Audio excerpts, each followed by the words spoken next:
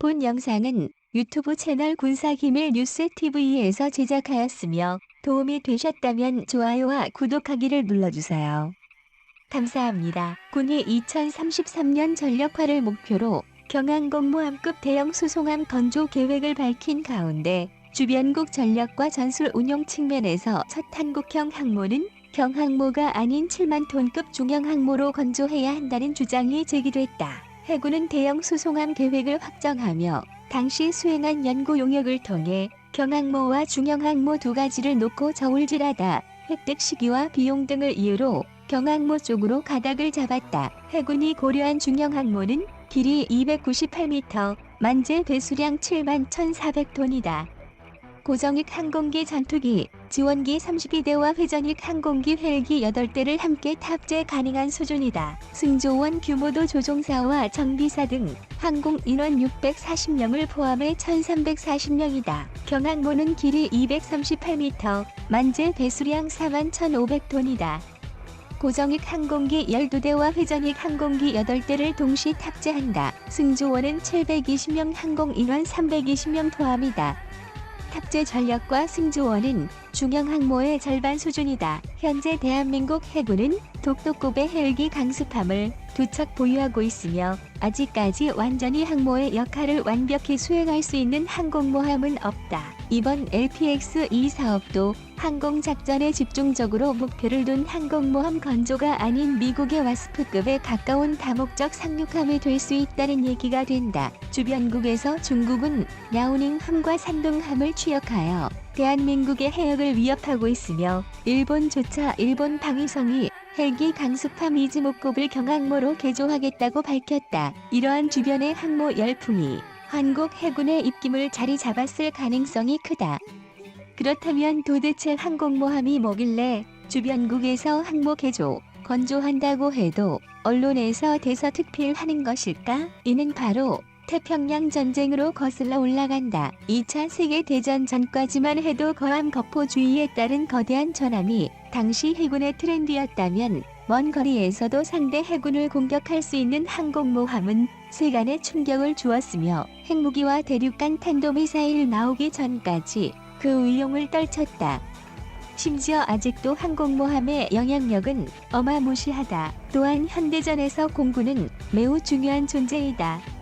그에 따라 공항은 매우 중요한 전략적 가치를 보유하고 있다. 그러한 공항을 바다에서 운영할 수 있다면 작전 범위는 더욱 넓어지며 먼 거리에서 상대 국가를 공격할 수 있는 미사일 같은 비대칭 전력을 제외하면 거의 유일한 수단이 된다. 미국에서 운용 중인 제럴드 포드급은 항공기를 60대를 탑재 가능한데 이는 웬만한 수준의 작전도 먼 타 지역에서 홀로 작전 가능한 수준이다. 독도급 개조. 다른 시선에서는 차라리 독도급을 개조하여 경항모를 쓰자라는 입장이다.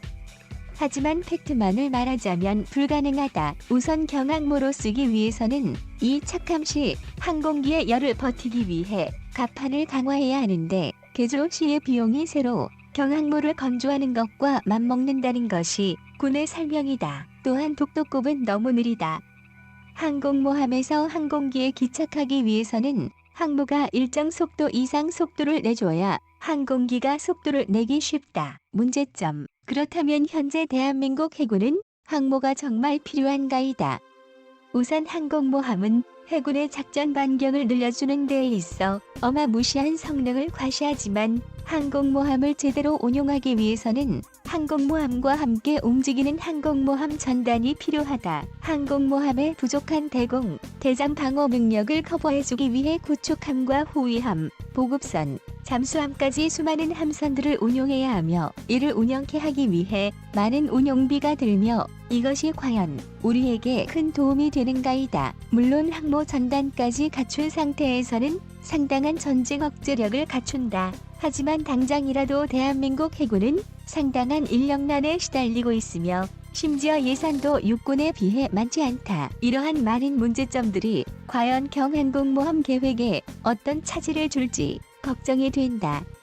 하지만 결국에는 경항모든 중항모든 대한민국 해군 발전에 상당한 기여를 할 수 있다고 보여 결국은 대양 해군으로서의 급발자취를 낼 수 있을 것이다. 한반도 주변은 지금 항공모함 경쟁이 치열합니다. 중국은 옛 소련에서 수입한 6만 톤급 항공모함을 2012년 개조해 취역시킨 데 이어 7만 톤을 넘어 8만 5천 톤급 항모를 건조하고 있고 2030년대까지 10만 톤급의 핵추진 항모 등 모두 6척의 항공모함을 보유한다는 계획입니다. 일본도 이미 취역한 2만 4천 톤급 헬기 수송함 2척을 항모로 개조하는 등 모두 4척의 항모 보유를 추진하고 있습니다. 지난해 트럼프 대통령이 일본을 방문했을 때 보란듯이 2배에 올랐을 정도로 미국도 일본의 항모 보유를 독려하고 있습니다. 2020년대 중반 중일 양국은 스텔스기를 탑재한 항모를 작전에 투입하게 되는데요. 우리 해군도 일반 항모 절반 크기 안팎의 경항모 보유를 추진하고 있습니다. 해군이 공개한 한국형 경항모의 형상입니다. 길이 250m, 폭은 약 40m. 최대 적재량을 실은 상태에서 선체가 밀어내는 물의 부피, 즉 만재 배수량이 4만 톤으로 일본이 건조를 추진 중인 항모보다 큽니다. 한국형 경항모에는 수직 이착륙 전투기 F-35B를 15대 정도 탑재할 수 있는데요. 해병대 상륙 작전을 지원할 기동 헬기, 이를 엄호할 공격 헬기도 실립니다. 이 F-35B가 원거리 공격에 나서거나 적 전투기 공격을 방어하는데 800여 킬로미터의 작전 반경을 확보하게 됩니다. 또 항모 레이더에 잡히지 않는 수평선 넘어 먼 곳의 위협도 무인기나 함재기를 띄워 조기에 탐지할 수 있습니다. 한국형 경항모가 작전에 투입되면 구축함과 잠수함, 그리고 연료와 탄약을 실은 군수지원함까지 5척에서 10척 사이의 전단이 구성됩니다. 항모 보유는 현 정부 들어 본격적으로 추진됐습니다. 지난해 소유가 제기될 당시엔 대형 수송함 사업이었지만 올해 6월 경항모로 바뀌며 속도가 붙었습니다. 내년에 기본 설계에 들어가 2030년대 초 전력화한다는 게 군의 목표입니다. 우리 해군의 오랜 수건 항공모함. 과연 대양 해군을 실현할 교두보가 될 수 있을까요?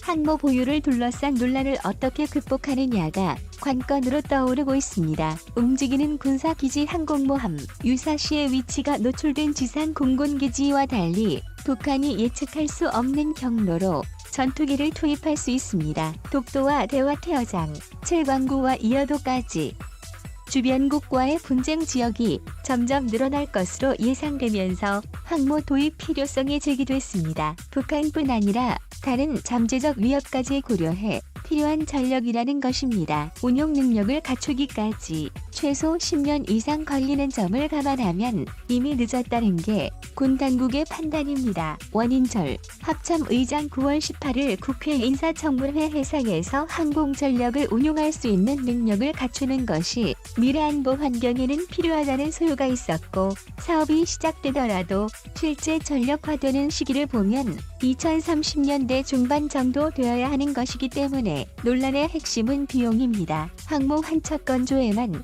최소 2조 원, 탑재할 F-35B는 예비기까지 20대를 구매하는데 또 2조 5천억 원이 들어갑니다. 수리나 훈련뿐 아니라 작전 해역을 오가며 교대하기 위해서는 최소 2에서 3척은 필요하다는 주장도 있습니다. 비용은 그만큼 더 늘어날 수밖에 없습니다. 신종우 한국국방안보포럼 사무국장 항모전단을 호위할 수 있는 구축함이 동서남북해서 4척이 붙어야 하고 그 앞에 잠수함도 붙어야 하죠. 조기 경보기도 따라가야죠. 뒤에 따라가는 전력이 어마어마하다는 말입니다. 문제는 주변국 전력을 고려하면 유사시 바로 격침될 위험이 커 비싸고 쉬운 표적으로 전락할 수 있다는 점입니다. 즉, 북한을 상대하기에는 과도한 전력이고 주변국의 잠재적 위협에 대비했다기엔 효용이 떨어진다는 지적입니다. 우리나라가 이렇게 많은 비용을 감수하면서까지 대양 해군을 지향해야 하는지 자체도 여전히 논쟁거리입니다. 경항모 논의는 이제 국회로 향합니다. 여야 의원들은 이번 달 국정감사와 이후 예산 심의 과정에서 항모 도입이 적절한지 물을 계획입니다. 본 영상은 유튜브 채널 군사기밀 뉴스TV에서 제작하였으며 도움이 되셨다면 좋아요와 구독하기를 눌러주세요. 감사합니다.